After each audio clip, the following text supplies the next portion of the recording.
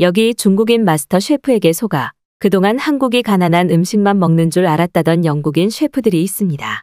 하지만 이들은 한 친구의 제안으로 도착한 한국에서 충격적인 장면을 목격한 뒤 중국인 마스터 셰프를 쫓아내고 말았다고 하는데요. 그렇다면 이들은 한국에서 대체 무슨 경험을 했던 것일까요? 안녕하세요. 저는 영국 왕실 요리사 출신 실습 셰프 안나라고 합니다. 특이하게도 국립요리학교를 나와야만 채용 자격을 주는 영국의 왕실 셰프팀은 1년에 한 번씩 신입 셰프들의 식견을 넓혀주기 위해 다양한 나라의 마스터 셰프들을 초대하는 규칙을 가지고 있는데요. 그런데 얼마 전 새로 오신 중국 출신 마스터 셰프님 때문에 저희 셰프팀 전체가 한국으로의 이민을 결정하는 큰 사건이 터지고 말았습니다. 처음 오신 중국인 출신 마스터 셰프님은 어째서인지 요리에 대한 지식이나 정보를 제공하는 것이 아닌 하루가 멀다 하고 저희를 불러 모아 한국의 전통 음식들을 보여주며 절대 이런 조리법과 데코레이션을 따라하면 안 된다며 한국을 깎아내리기 일쑤였고, 심지어는 한국이 중국의 전통 음식들을 자기들 것 마냥 교묘히 가로채갔다는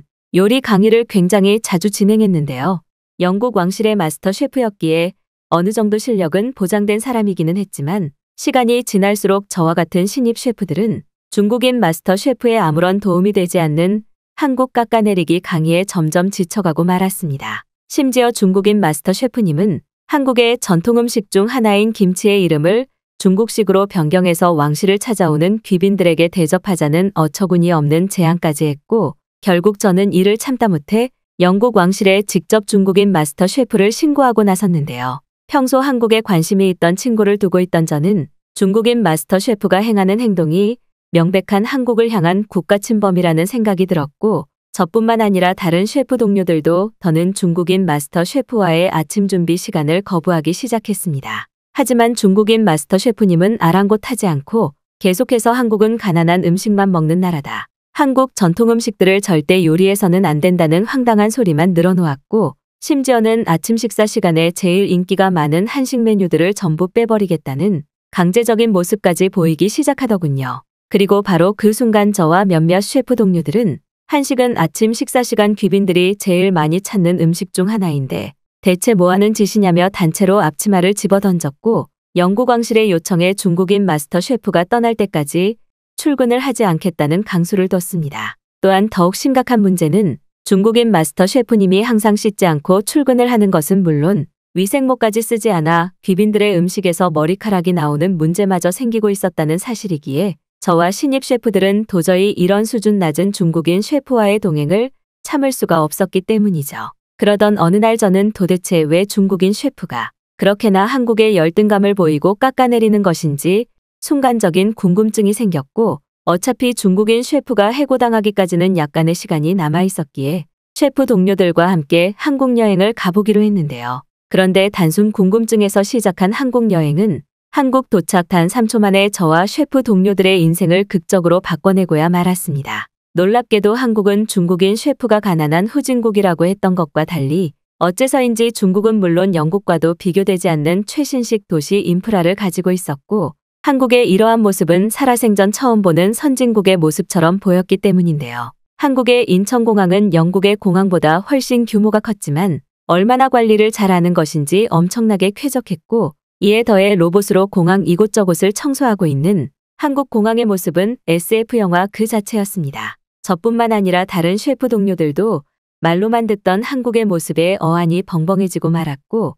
저희는 빨리 서울을 경험해보자는 생각에 공항 택시 승강장으로 향했는데요. 그런데 택시 승강장으로 가기 위해 에스컬레이터에 올라타려던 바로 그 순간 저는 눈앞에 펼쳐진 광경에 깜짝 놀랄 수밖에 없었습니다. 놀랍게도 한국은 에스컬레이터 앞에 정체를 모를 기계가 설치되어 있었고, 한국인들은 너무나 능숙하게 그 기계를 이용하고 있었기 때문인데요. 에스컬레이터를 타려는 한국인들은 자신들이 쓰고 온 우산을 이상한 기계에 넣고는 이리저리 흔들었고, 기계에서 우산이 나왔을 때에는 놀랍게도 자동적인 종이 비닐까지 씌워져 있었습니다. 그리고 바로 그 순간 저는 에스컬레이터 앞의 기계가 우산의 물기를 자동으로 제거해주고 비닐까지 씌워주는 말도 안 되는 기계라는 사실을 알아차릴 수 있었죠. 알고 봤더니 한국에서는 에스컬레이터의 미끄러움을 방지하기 위해 우산의 물기를 자동으로 제거해주는 기계를 개발해 공공시설 이곳저곳에 설치했던 것이었고, 이는 눈으로 보면서도 믿어지지 않는 편의시설이더군요.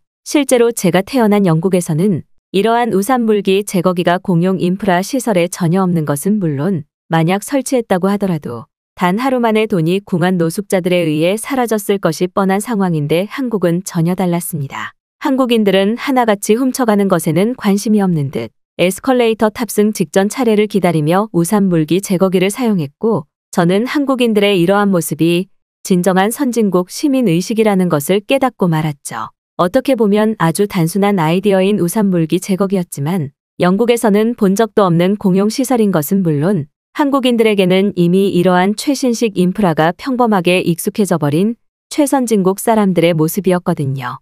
일반적으로 영국에서는 이러한 우산의 물기 제거기가 없어서 간혹 지하철이나 버스를 타려고 할 때 발을 잘못 디뎌서 바닥에 물기 때문에 미끄러지기 일쑤였는데 한국은 물기 제거기의 공용 설치로 이런 문제 자체가 발생할 이유가 전혀 없었고 너무나 편리하게 공공시설의 이용이 가능했기 때문입니다. 저는 한국에 도착하기 직전만 해도 왜 중국인 셰프가 한국을 깎아내리고 열등감을 보이는 걸까라는 생각이 있었지만 이러한 선진국 한국의 공용 인프라 시설을 눈으로 확인하자 중국인들이 한국에 열등감을 보이는 이유가 완전히 이해되고야 말았죠. 심지어 공항의 한국인들은 제가 겪었던 중국인들과는 전혀 다른 쾌적하고 깔끔한 모습은 물론 공항 택시 승강장에는 아주 잠깐 경험했었던 중국에서도 전혀 보지 못한 수입 외제차들이 상당히 많이 보였습니다. 실제로 중식을 배우기 위해 아주 잠깐 중국을 경험한 기억이 있던 저는 공항에서부터 퍼지는 중국인들의 악취는 물론 길거리를 돌아다닐 때마다 노숙자들이 너무 많아서 제대로 된 도보 여행이 불가능했는데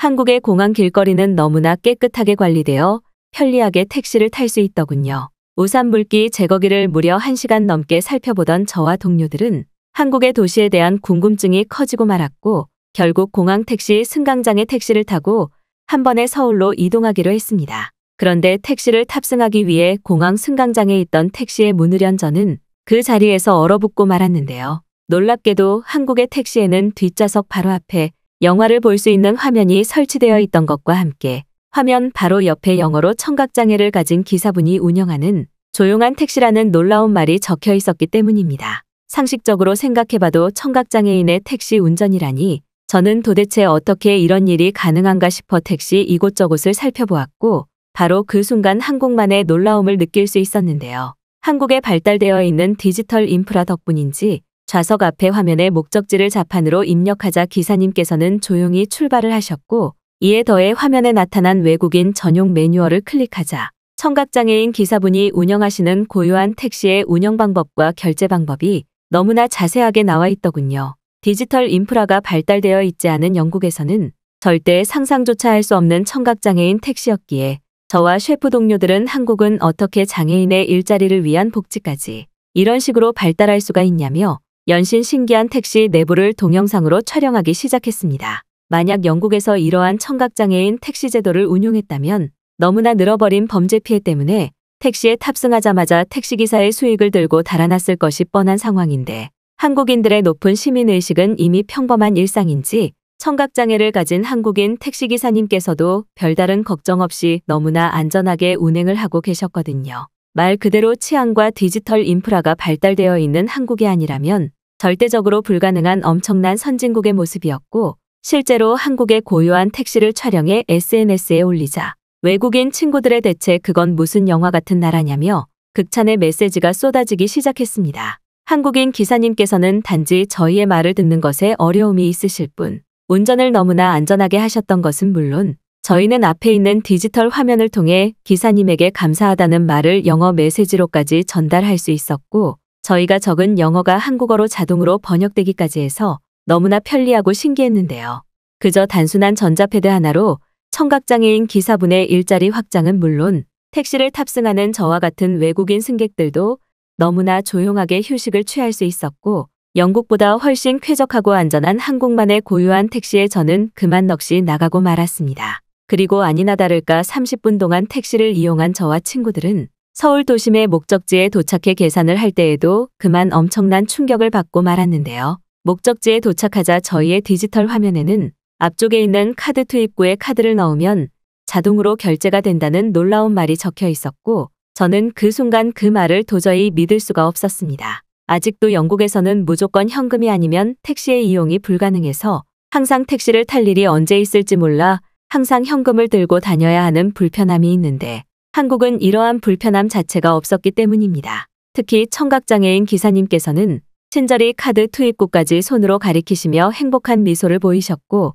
저는 바로 그 순간 알 수 없는 한국인 기사분의 따뜻함에 눈물이 흐를 정도였어요. 보통 영국에서는 불친절한 기사님들이 너무 많아서 계산을 할 때 현금을 내밀면 잔돈을 받지 못하는 경우도 많은데 정확하고 안전하게 카드로 결제하니 이러한 언쟁의 문제가 발생하지 않는 것은 물론 결제까지 단 1초도 걸리지 않아서 너무나 편리하더군요. 한국은 얼마나 디지털 인프라가 발달되어 버린 것인지 저와 동료들은 처음 겪은 한국만의 고유한 택시에 큰 충격을 받고 말았고 바로 그 순간 저는 한국으로 이민을 오면 어떨까라는 생각마저 들기 시작했습니다. 중식의 배움을 위해 잠깐 경험했었던 중국에서는 이러한 따뜻함은커녕 오히려 중국인 택시 기사분이 저희의 가방을 훔쳐가려는 사건마저 겪었는데 이와 반대로 한국의 청각장애인 택시 기사분은 택시에서 내리는 저희를 향해 반가운 손인사를 마지막까지 건네주셨기 때문이죠. 상식적으로 생각해봐도 국가적인 안전한 치안이 보장되지 않으면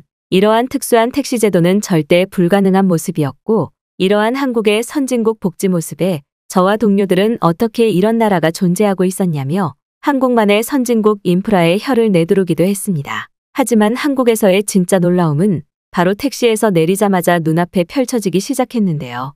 한국의 대도시 한복판에 내린 저는 단 한 명의 노숙자들도 보이지 않는 길거리에 그만할 말을 잃고 말았고 심지어 한국의 길거리에는 노숙자들이 아닌 오히려 의사가운을 입은 수십 명의 의사들이 무료 건강검진을 제공하고 있었기 때문입니다. 이와 반대로 중국에서는 오히려 길거리에 노숙자들이 보이지 않는 것이 특별할 정도로 중국 대도심의 경우 노숙자들이 모여 사는 텐트촌이 도심 한복판에 있을 정도였는데 한국은 이러한 가난한 중국과는 이미 거리가 먼 듯 길거리에 노숙자들이 단 한 명도 보이지 않더군요. 단순히 선진국이라고 생각했던 한국은 알고 봤더니 길거리에서 무료 건강검진을 할 수 있을 정도로 부유한 의료국가의 나라였고 저는 그 순간 수많은 한국인들이 길거리에서 건강검진을 받고 있는 모습에 큰 충격을 받고 말았습니다. 한국은 단순히 살기 좋은 나라일 뿐만 아니라 한국에서 거주하는 한국인들을 위한 편의성에서도 최대의 국가였기 때문이고 한번 병원을 방문하려면 무려 한 달의 시간이 필요한 영국과도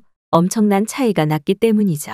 실제로 영국에서는 단순한 건강검진을 받으려고 해도 무려 300만 원 이상의 보험비를 지급해야 하는데 놀랍게도 한국의 길거리에서 제공되고 있는 무료 건강검진은 영국의 비싼 건강검진과 전혀 다를 것이 없어 보였을 뿐더러 더욱더 비싸고 청결한 의료기계들이 많이 보였는데요.